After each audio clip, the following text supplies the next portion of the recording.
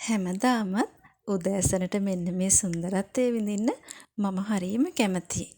මේ වෙලාව වෙනකොට මගේ දරුවන් පාසල් ගිහිල්ලා තියෙන්නේ. ඉතින් ඊට පස්සේ මගේ මිදුලේ සුන්දරත්වය බලන්න නම් මං අමතක කරන්නේ නැහැ. ඒයින් මනසට දැනෙන සුවය කොච්චරද කියලා මම දන්න නිසා.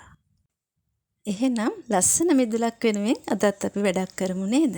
වියදමත් අඩුවෙන්, මහන්සියත් අඩුවෙන්, මනසත් සැහැල්ලුවෙන්. මොකුත්ම නොකර ඉන්නවට වැඩිය හොඳයි සරල දෙයකින් අපි අපේ වැඩ ආරම්භමු. මෙන්න මේ කපාපු අඹ ගහ යට කෝලියස් ගස් තියාගත්තට පස්සේ තවත් ලස්සනක් එකතු වුණා.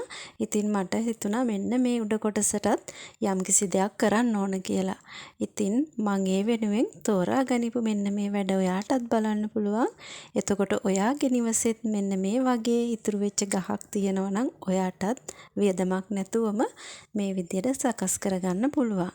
ඉතින් ඔය මං කේබල් ටයි අරගෙන තියෙනවා, එන ටිකක් අරගෙන තියෙනවා. ඔයාට ඉතින් ඒ දේවල්ම අවශ්‍ය නැහැ. ඔයාට ගන්න පුළුවන් ලණු හෝ රෙදිපටි කෑලි ටිකක්. මම නම් ඉතින් එන ගත්ත මොකද ඒ ගහ නැවතත් ඉතින් පළදාවක් ගන්නේ නැති නිසා ඒ ගහට එන ගැහුවට කමක් නැහැ. ඔයාලා පාවිච්චි කරගන්න ගහක් නම් එන ගහන්න යන්න එපා. ගහට හානි වෙන්න පුළුවන්. ඉතින් ඔන්න බලන්නකෝ ඔය වියදමක් නැතුවම නිකන් ඔහේ ඉබේ හැදෙන ලස්සන මල් වර්ග මේ කැන්ඩියන් ඩාන්ස් එක. ඉතින් බලන්නකෝ ඒ කහ පාටවල ලස්සන.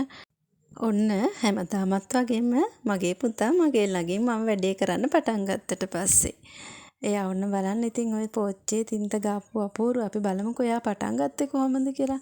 මම තමයි මේ තින්ත ටික ගාන්න පටන් ගත්තේ. ඉතින් එයාටත් ආස හිතුණා තින්ත ගාන්න. මං ඉතින් එපා කියන්න ගියෙත් නෑ. අපි වැඩවලට එපා කියන්න නරකයි. එයාට ඉතින් මේ වැඩේ කරන්න මම ඉඩ අවස්ථාව ලබලා දුන්නා. දරුවන්ට අපේ රැකවරණය දෙන ගමන් එයාලට කරන්න පුළුවන් දේවල් තියෙනවා නම් ඒ දේ කරන්න අපි අවස්ථාව ලබලා දෙන්න ඕනි කියලා තමයි මම නම් හිතන්නේ. මෙතෙන්ට ඔය පොල්ලෙලි සම්බන්ධ කරන්න කලින් මුලදී නම් මට හිතුනේ මල් පෝච්චි ටිකක් තියුණා නම් හොඳයි කියලා. ඒ වුණාට මල් පෝච්චි එන සම්බන්ධ කරලා ගහනවට වැඩිය මෙන්න මේ පොල්ලෙලි වලින් අමුතුම සුන්දරත්වයක් එකතු කරා. මම ඔය පොල් කොසු ටික සුද්ධ කරෙත් නැහැ. ඒවා තියෙන්නේ නැරිය මං හිටවන පැලවලට තෙතමනය ඒන් උරා ගන්න නිසා. මගේ වීඩියෝ බලන්න ආපු ඔයත් ලස්සන මිදුලක් හදන්න කැමති නම් ගොඩාක් ලොකු වියදම් වලින් හිතන්න යන්න එපා. හැමතිස්සෙම සරල දෙයකින් පටන් ගන්න. මේ ලෝකේ කිසිම දෙයක් ස්ථිර නෑ කියලා ස්වභාව ධර්මම අපිට පෙන්වලා තියෙනවා. ඉතින් අපි ඊට අනුගත වෙලා ඒ විදියට ජීවත් වෙමු. මේ වගේ සරල දේවල් යොදාගෙන මගේ මිදුල කොච්චර ලස්සන කරලා තියනවද කියලා ඔයාලා දැනටමත් ඒ වීඩියෝ වලින් දැකලා ඇති. මගේ ආදරණීය යාළුවා, මම නම් මට තියෙන සහ ලැබෙන දේවල් වලින් හරිම ලස්සනට වැඩ ගන්නවා. මේ වැඩ ටික මෙහෙම කරලා මේකේ ලස්සන බලනකොට හිතට දැනෙන සැනසීම නම් කියලා වැඩක් නෑ ඉතින්. ඒක ඔයත් කරලා බලන්න. ඒ අත්දැකීම ඔයත් ලබා ගන්න. මිදුල හැඩ කරන්න පටන් ගන්න කැමති නම් ගේ ඇතුලේ ඉඳලා මිදුලට අඩිය තියෙන තැන ඉඳලම පටන් ගන්න. අවුව වැටෙන්න කලින් මුළු ගෙදර වටපිටාවම ඉදලෙන් හොඳට අතු ගා ගන්න.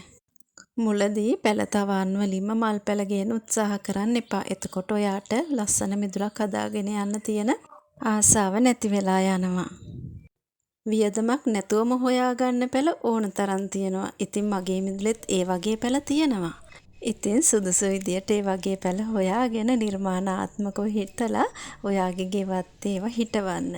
ඒව හිමින් සැරේ වැඩෙනකොට ඔයාගේ ආසාව තවත් වැඩි දියුණු වෙලා ඔයා නොදැනුවත්වම ලස්සන ගෙවත් එක අයිතිකාරයෙක් වෙනවා. ඔයා මගේ මේ වීඩියෝ එක මුල ඉඳන් බලන් ආව නම් දකින්න නැති නේද මෙන්න මේ සුන්දරත්වය ගන්න. මං එච්චර වියදම් කරෙත් නෑ, එච්චර මහන්සි වුණෙත් නෑ. ඒ වුණාට දැන් මේකෙන් මගේ මිදුලට ලොකු සුන්දරත්වයක් එකතු වෙලා තියෙනවා. එහෙනම් මනසට සුවය ගෙනත් දෙන ලස්සන ගෙවත්තක් අපි එකතු වෙලා හදාගමු නේද? මිදුල ලස්සන කරගන්න හරිම සරලව කරන වැඩවල වීඩියෝ මම තව අරගෙන එන්නම්. අදට සමුගෙන යන්නම්. ඔයාලා පරිස්සමෙන් සතුටෙන් ඉන්න.